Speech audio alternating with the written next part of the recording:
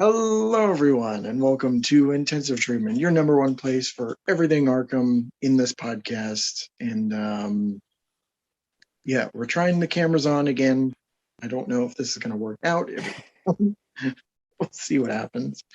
But I'm hoping it works because then, we can change things up a little bit. But today is a very special episode that I've been meaning to get the ball rolling on for quite a while, which is Arkham fan theories. So we've been scouring the internet, trying to look for theories that we can talk about, and and for months we couldn't find anything, and that we kind of slowly put this on the back burner as more episode ideas kind of came about, and then recently I went on Reddit and just found some stuff that some of it wasn't the most in-depth, but some of it was fun. So I'm like, okay, we can talk about these. I have 5 theories I picked out, one of which I'm going to save for the end since it is the longest. And then, yeah, we'll just go from there. So I'm just going to pull up the theories real quick. Is my camera off? Yes, it is. Okay. Well, whatever. All right.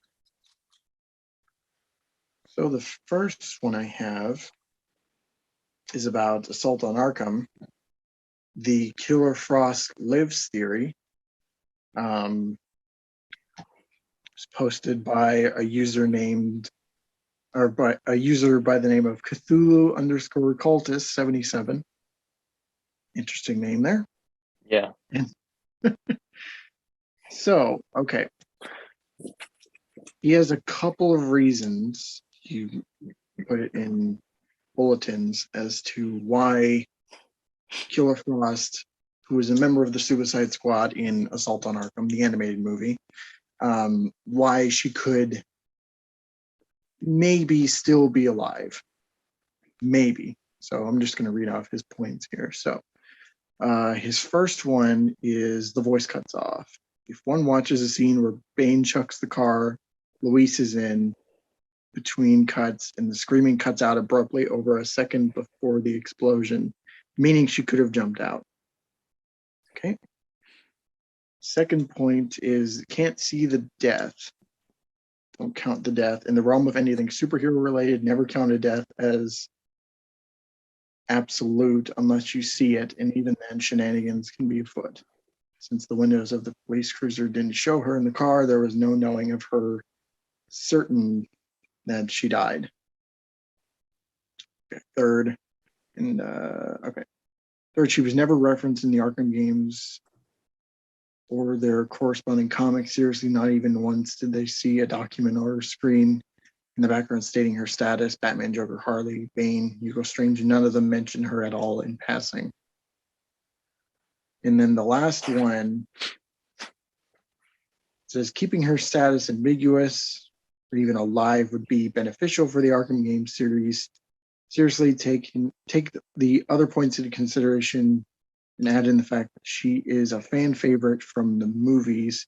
She's badass, she's powerful, a fan favorite again. She even depicted having a bit of empathy, helping Killer Shark overcome the fears. Okay, so what do you think about this theory? Because I think that's a pretty weak theory, personally. I just think that a lot of the points that they brought up can be explained off pretty easily. I mean, to answer the point that she's not mentioned at all in any of the games, I really think that has to do with, personally, I don't think Rocksteady cared. I don't think they really involved that movie at all with any of their games. no. I mean, that's a pretty easy explanation right there. And half the stuff in Arkham Origins, they even though that's technically canon for the Rocksteady games, they discarded some of the stuff that was in those as well. So I just think that Rocksteady had a pretty clear vision of their trilogy, what they wanted to include in the games because it was their baby. And anything that anybody else added was just their thing. And also the point where, can you read off the second point or just kind of give me a brief overview of the second point again. The second one, can't see the death, don't count the death in the realm of anything superhero related. So Yeah. basically, yeah. So the issue with that is that's true. I would agree that a lot of superhero things, if you don't see it, take it with a grain of salt that they might not have died. But I really don't think that the studio cared all that much personally.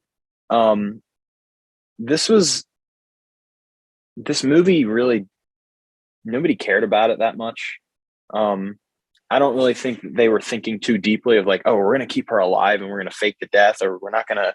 It really wasn't like a thought out thing. I think that they were just like, in the script, she dies. Yeah, that's it. I think it's really just that simple. Because I think that, especially comic fans, and I mean, I do it from time to time too, but sometimes people read into things a little bit too much, especially if it's very small things like this. And ultimately, I don't think it would matter if Killer Frost lived or not anyway, because she's not mentioned in any of the games at all. No.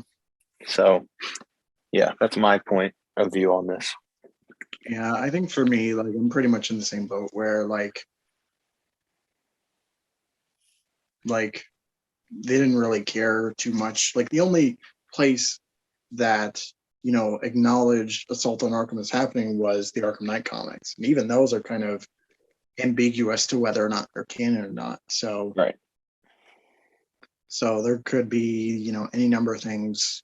I mean, the only point that I think this has going for it is like, because we don't actually see her die, so maybe there's a chance, but you could chalk that up to any number of things. Like the fact that you don't see her in the police car, that could have been just like continuity error, or they forgot to draw her in or something. Like, there's any number of explanations, but yeah, this one, there's not really a whole lot going for it.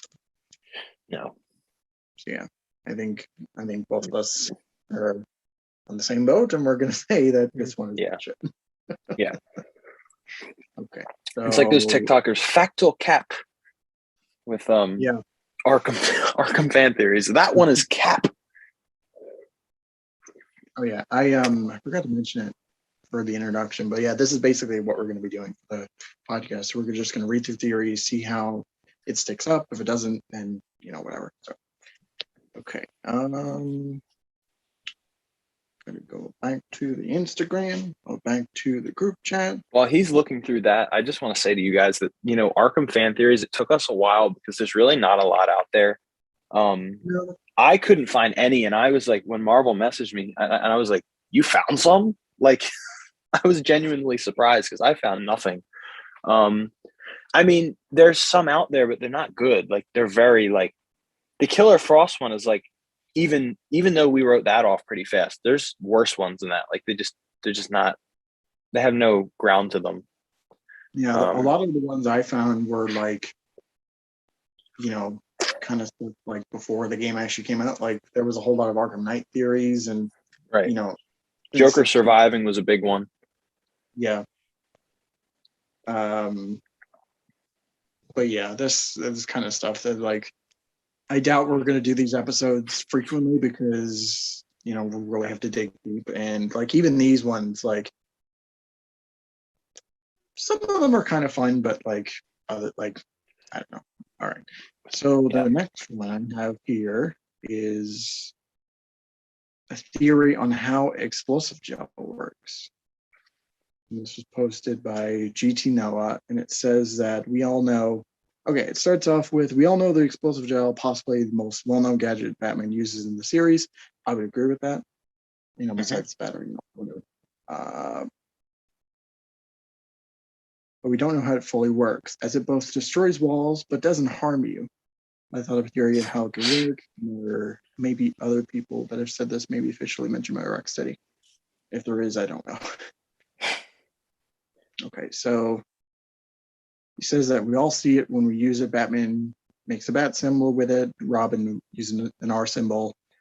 The only exceptions is when the quickfire is used, and at the end of Arkham Asylum when he uses it on his gauntlet, which is the only time it damaged the suit.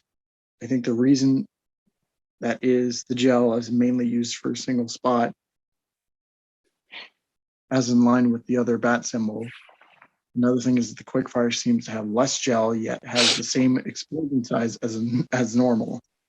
As we know, Batman might has experience, because he didn't decide to proofread this, with using the gel, so he knows how the gel needs to be sprayed so that he won't be harmed. It may not be the best theory, but it is food for thought. Okay, Definitely not the best theory. No. No, and I see what he's saying. I mean, it kind of makes sense, but I really just think it's a comic booky thing that they did, which is like he can spray it and it just doesn't hurt him because it's just meant for the walls. I don't really think they thought that through personally. No. Because it doesn't make any sense, especially the other times he uses it and he gets hurt. So I just think it's the aesthetic of the gel that it blows up walls that you stand in front of. So again, I don't really think there's not the best theory. Yeah, no.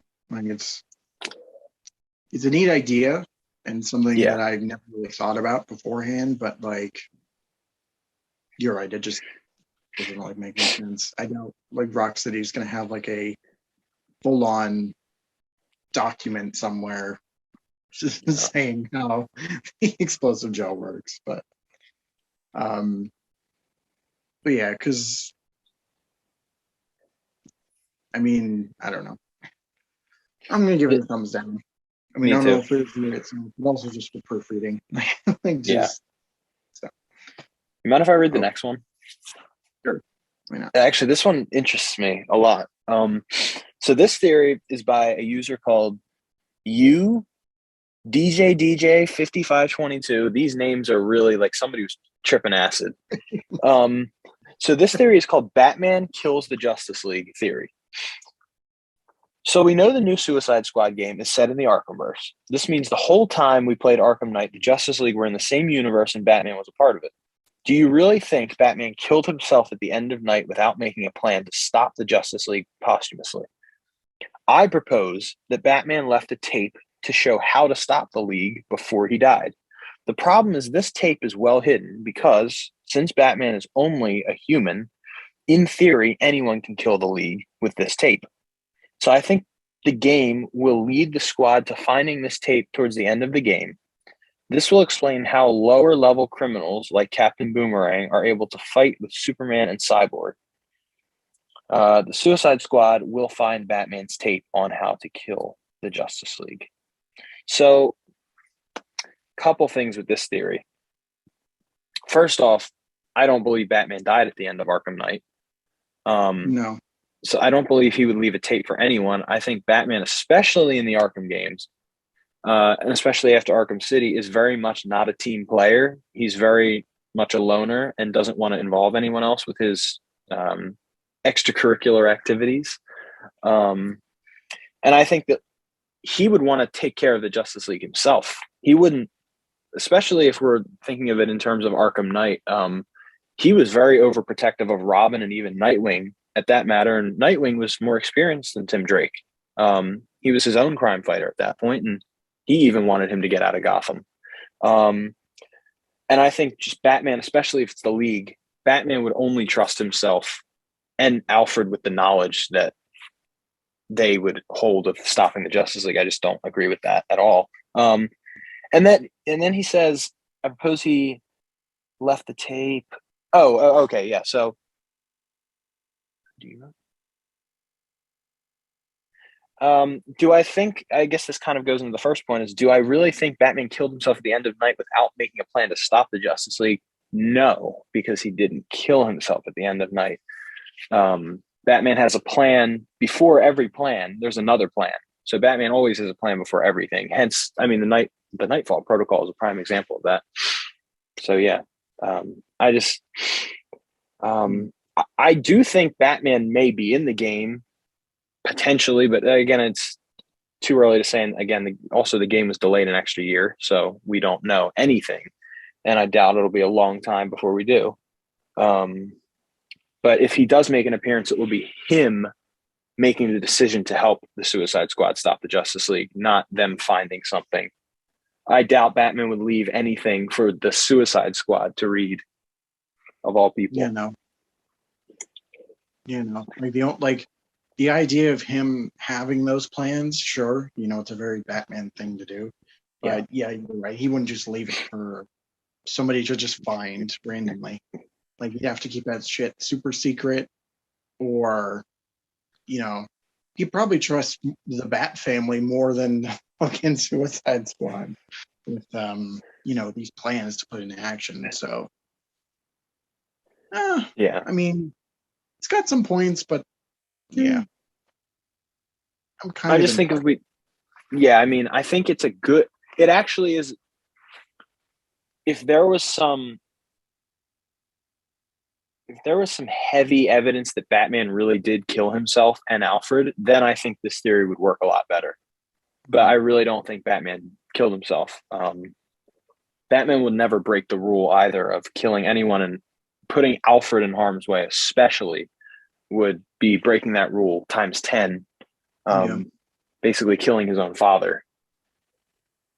I mean, it's already proven in the game too. Just seeing the 100% ending, that he's not really dead. So, Right.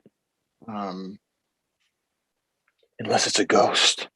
just,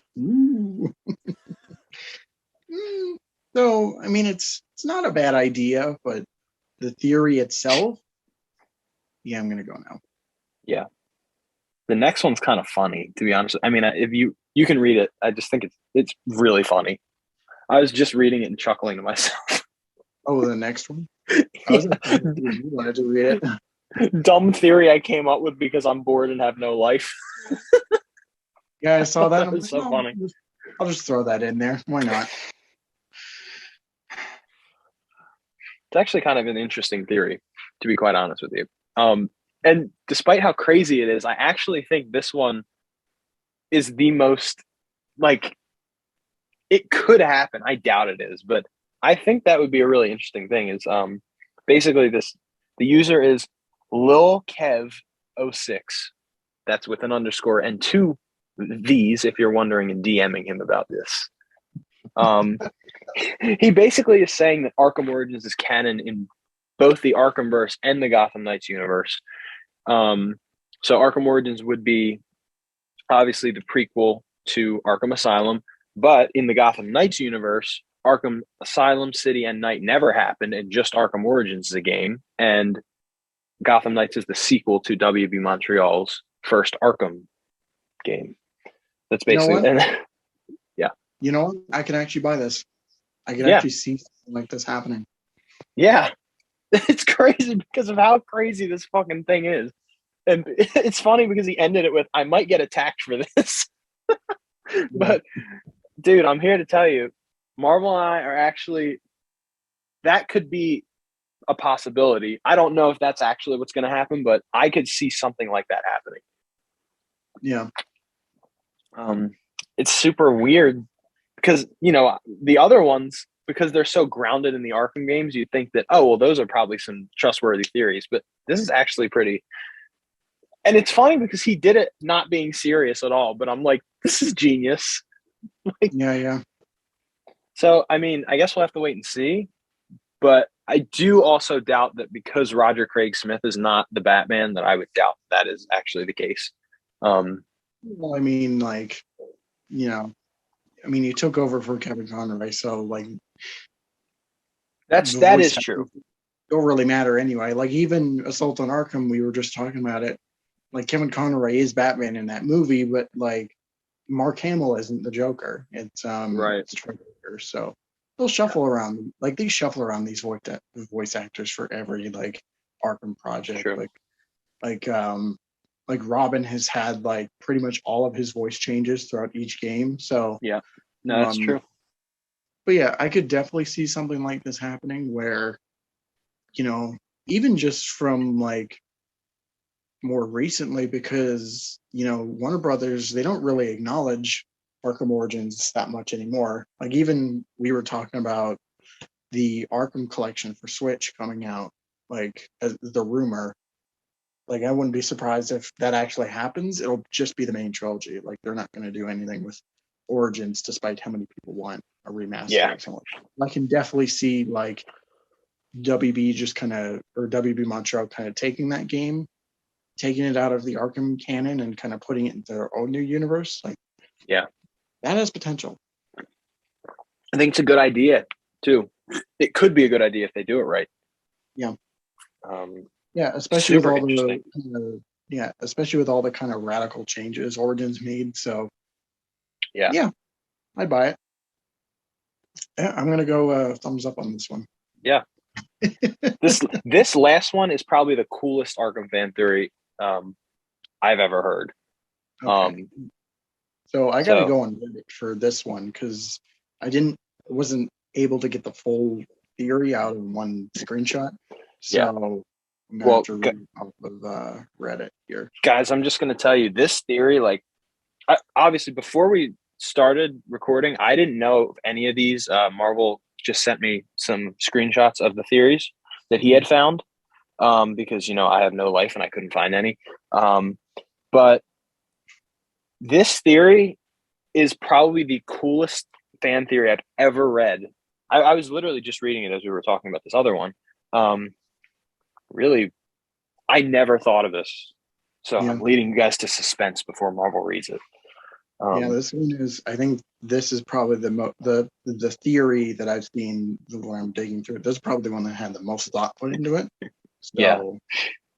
And I actually no, go ahead. I was gonna say this is a bit of a long page, so we might be here for a while, just not only reading this out, but also just talking about it afterwards. Yeah. So we'll go for it. I'm gonna mute my mic and let story time continue.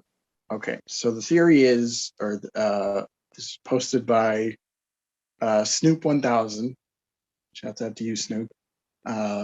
Let's blaze it up sometime. I'm kidding. Snoop D-O-double-G. Okay, his theory is Titan isn't what actually killed the Joker. So, Creutzfeldt-Jakob disease is. Yeah, he said Titan didn't kill the Joker. Creutzfeldt-Jakob disease did. He even puts a warning here. He's not a neurologist. He's just a video game nerd trying to untangle the signs of Batman. Okay. Aren't we all? So his theory starts off with like the first two kind of paragraphs. So the two foremost diseases in the Arkham series always bothered me. First, we got the Titan disease, a deadly illness that injects Joker out of nowhere and just kills him. It's bizarre. I can't read today.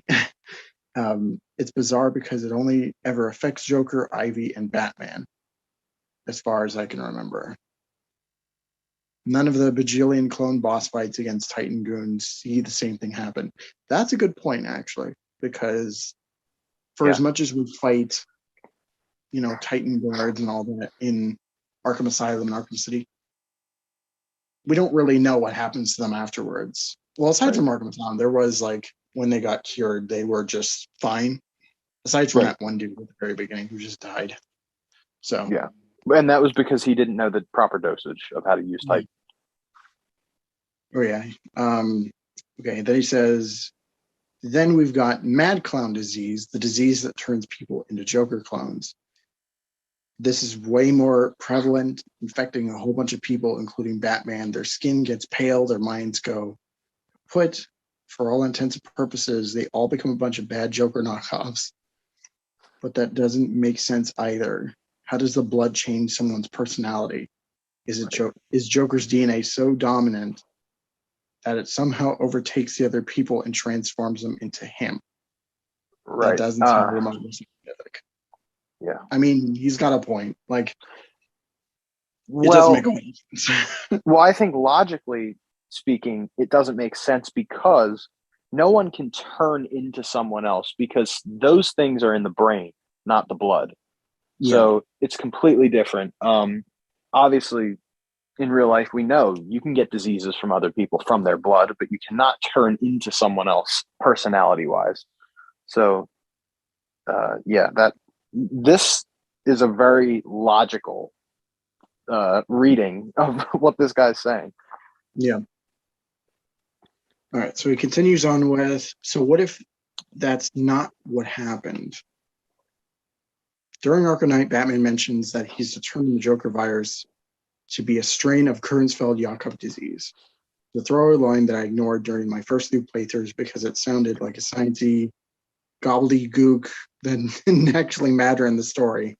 But now that I've done a little bit of research, I'm pretty sure this is actually the key to the game's bioscience and hugely important for the plot of the game. Yeah. So what is this disease? Before I go much further, I know that I'm suggesting what Batman suggests. This is a unique strain of the disease, and not all our symptoms are going to be present in the same that normally are. But man, do they all line up the same. Okay. So the next little bit, he just mentions kind of side effects of the, disease, which includes like dementia, insomnia, impaired judgment, thinking, whatever, involuntary muscle spasms, and then loss of movement, sight, speaking ability, that kind of thing. I'll start off with dementia here. So this is definitely an issue for Joker, even though he'd never admitted. He tells several Arkham psychologists several different backstories, famously saying he prefers his origin story to be multiple choice. However, Strange and others muse that perhaps he simply can't remember where he came from, and that makes sense. He's obsessed with Batman after the Cape Crusader boots him into a chemical vat, and maybe that's because it's all he can remember. His history before that could be a haze. That would explain why he's so attached to Batman. He's basically the Joker's parent. Okay. That is not a bad idea. No, super interesting. Okay, so number 2, impaired judgment, memory, and thinking. Do I need to explain this one? Joker's sense of morality and basic code of conduct is so absurdly volatile that even his own girlfriend has no idea how to predict his insanity. Yeah. I can't argue with that. Okay, number 3, insomnia. Would anyone even notice? He spends night after night facing off against Batman. He presumably has to pull off stunts he planned. He'd have to spend all day plotting too. Yeah. I mean, I don't know if that'll class up to insomnia, but yeah. Anyway.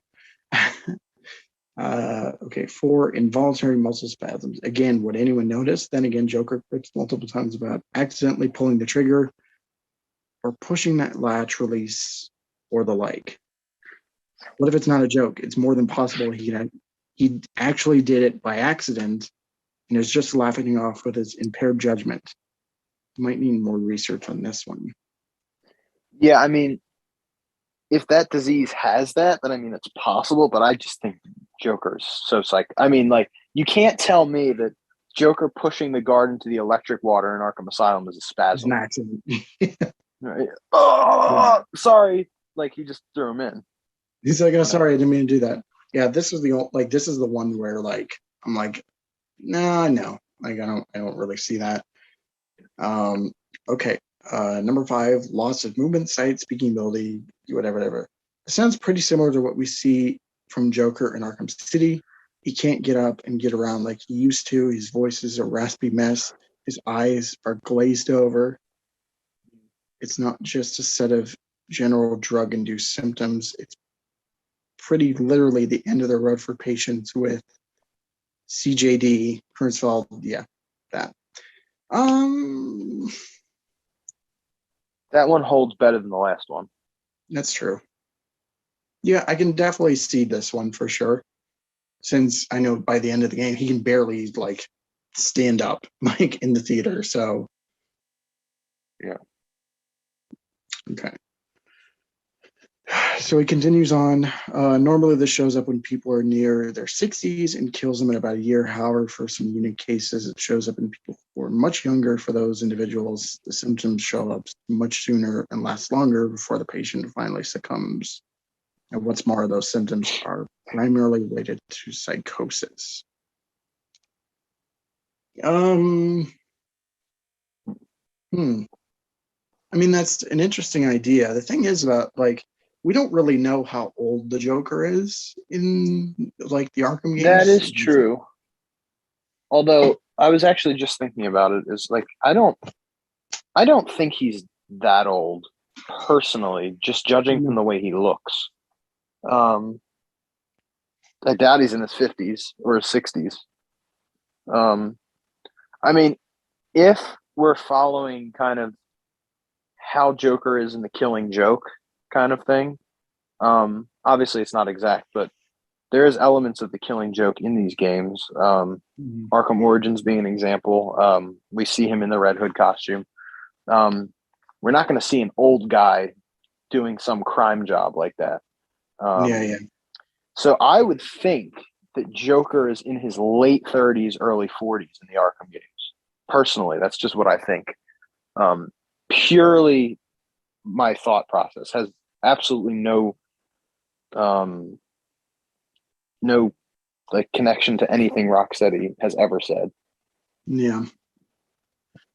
I think for me, I would have probably gone closer to like mid to late 40s, and just like maybe closer to like say 46, something like that.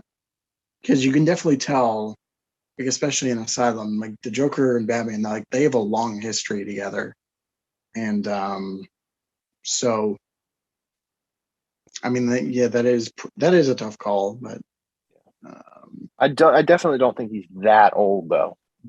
yeah, I mean he's pretty spry, so so Yeah, um, and this motherfucker literally jumping over guards and shit.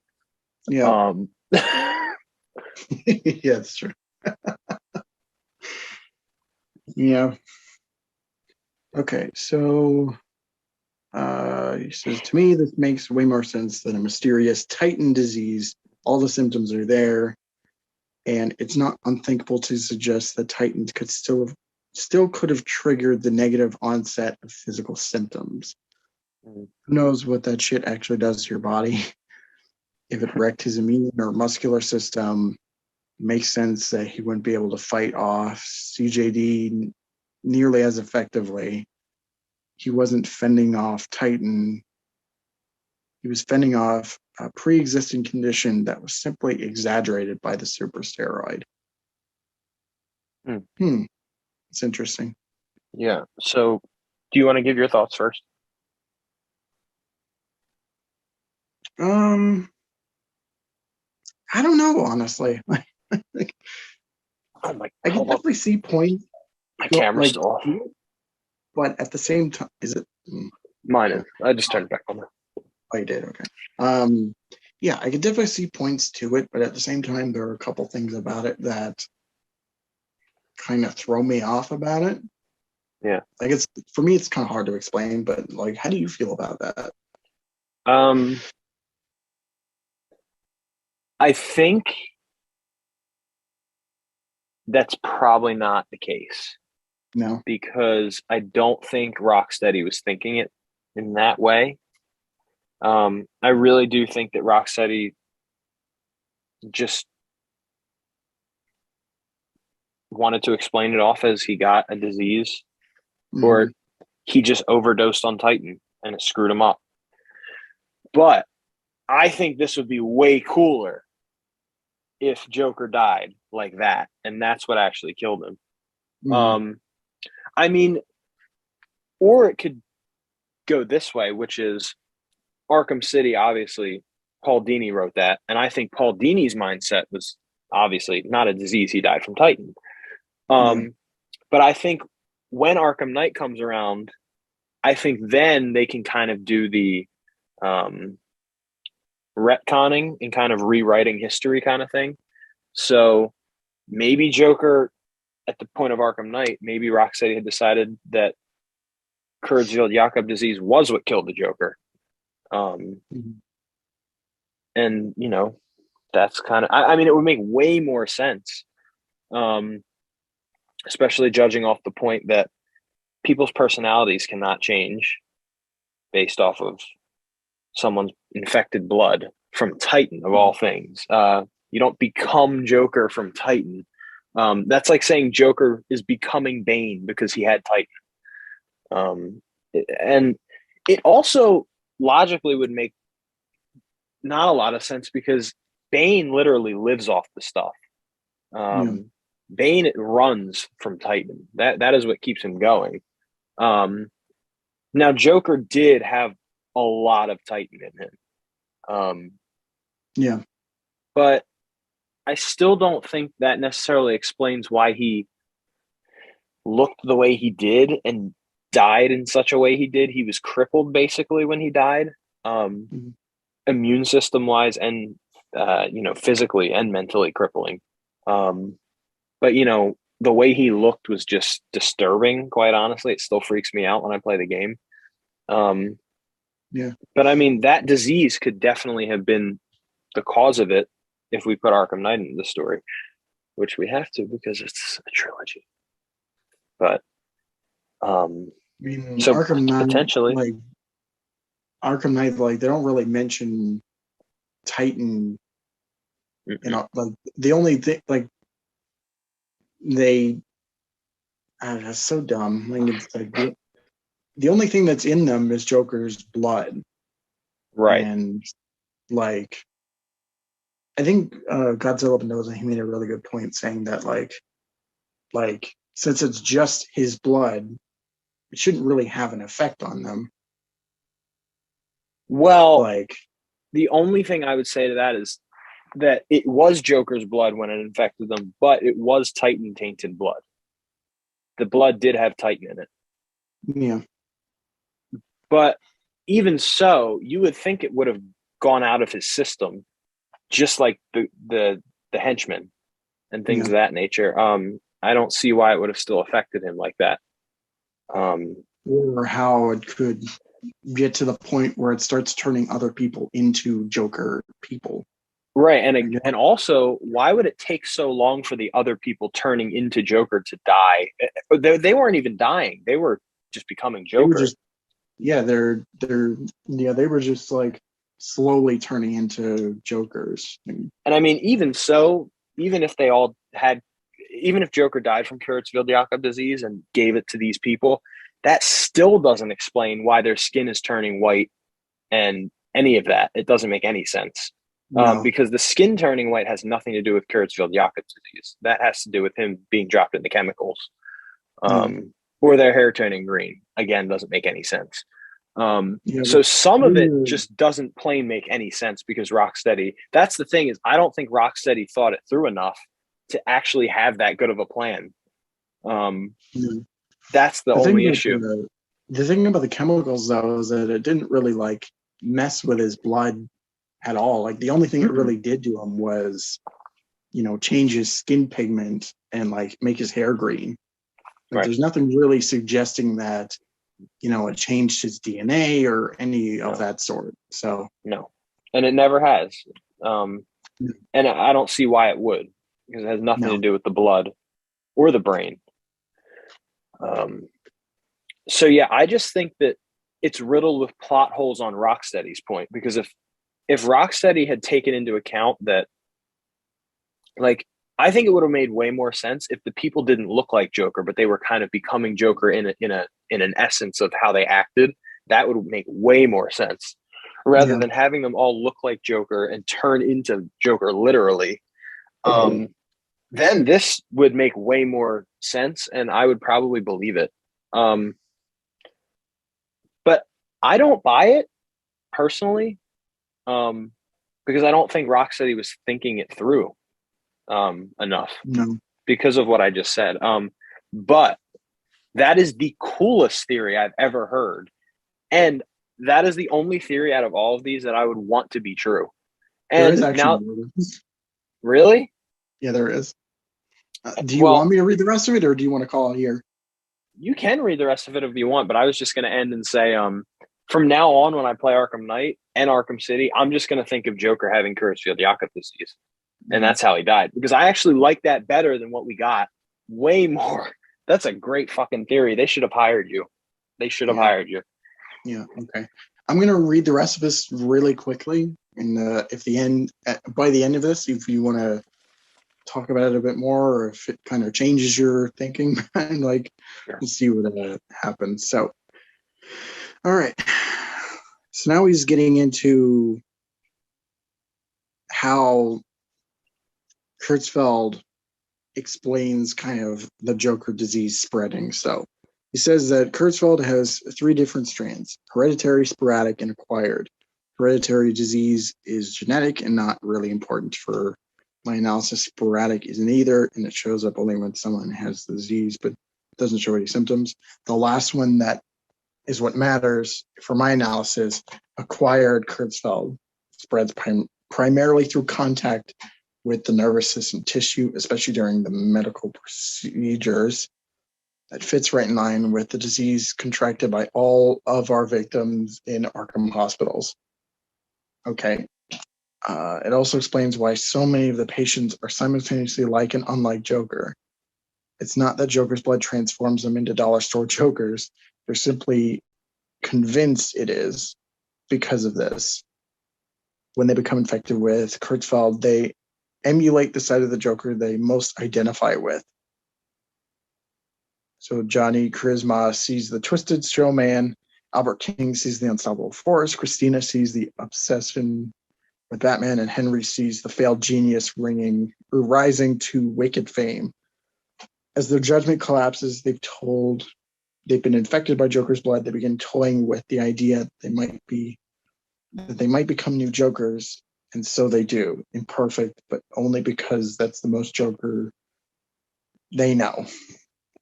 Okay, so Batman, however, knows Joker better than anyone, so when Kurtzfeld takes hold of his mind and the antagonizing factor of Scarecrow's toxin, he hallucinates Joker everywhere. His fears take center stage, and he recreates the most accurate Joker of any of the patients face. Okay, so now he's getting into why. That's more of like the mental side of it. Yeah. That's really cool. That's an interesting idea, actually, because he is right that, when these patients, when they're turning or they are Jokerized, they're not full Joker. Like each of them has a certain trait about them that none of them share. So I think that's pretty interesting. Yeah.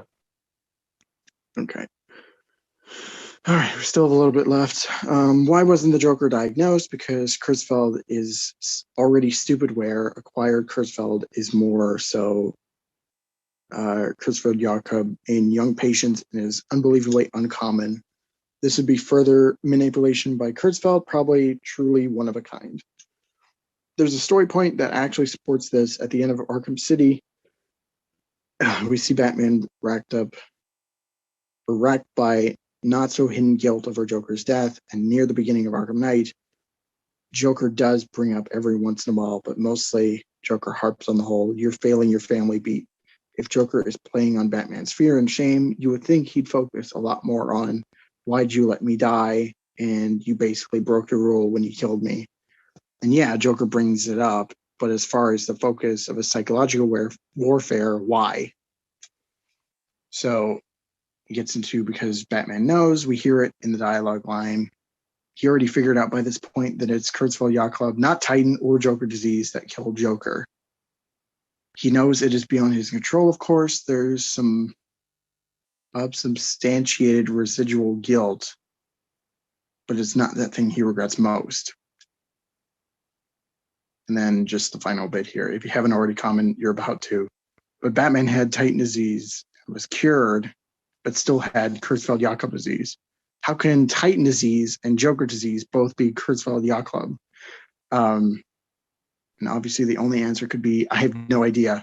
Honestly, if you guys have any ideas, I'm all ears. But for now, I think Creutzfeldt actually answers more questions that it raises, especially compared to two mysterious Titan and Joker diseases that don't make a ton of scientific sense.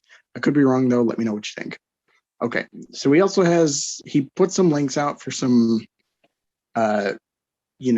some facts and trivia about Kurtzfeld, if you're interested in checking those out. But man, what a pack theory. And yeah, that was honestly great. Yeah. I think that Well, judging from that, I'm glad you read that last part because I'm actually leaning towards now maybe that is what they wanted to do. Yeah. Is especially the part of, well, I'm glad that he brought Batman into the picture finally because that kind of connects the dots a little bit better. Of Yeah. how does Batman have mad Joker disease? Even though he cured himself at the end of Arkham City from He did. Titan.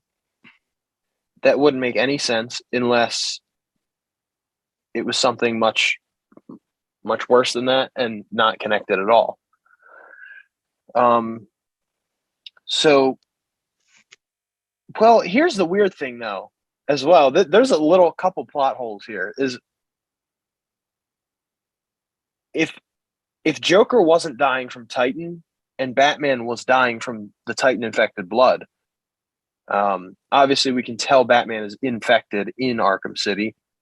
If it's Curvefield's, I can't speak. If it's Curves, how the fuck do you say Curvefield-Jacobs disease? Whatever.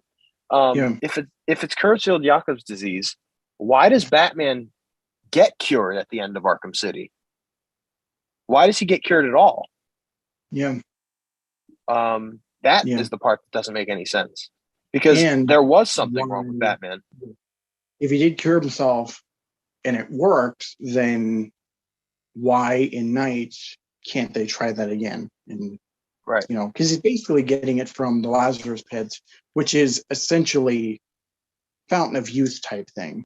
So you wouldn't think that it would have just cured him.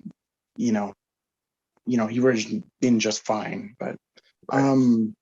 yeah, I actually like this theory a lot, and it's better than just saying that these people have Joker disease, which is dumb, and it's just so I actually would rather go with this than just Titan disease or Joker disease, whatever you want to call it. Like, I'm giving thumbs up.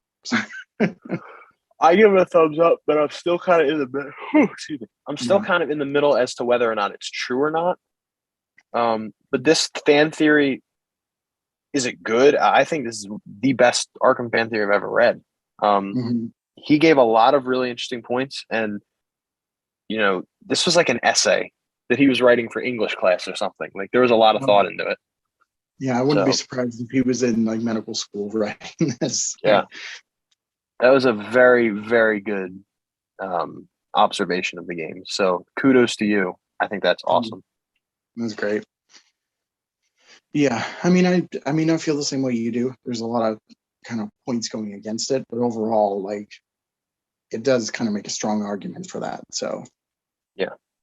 But yeah, pretty great stuff. And yeah, I think that's pretty much it. That's all the theories we have for now.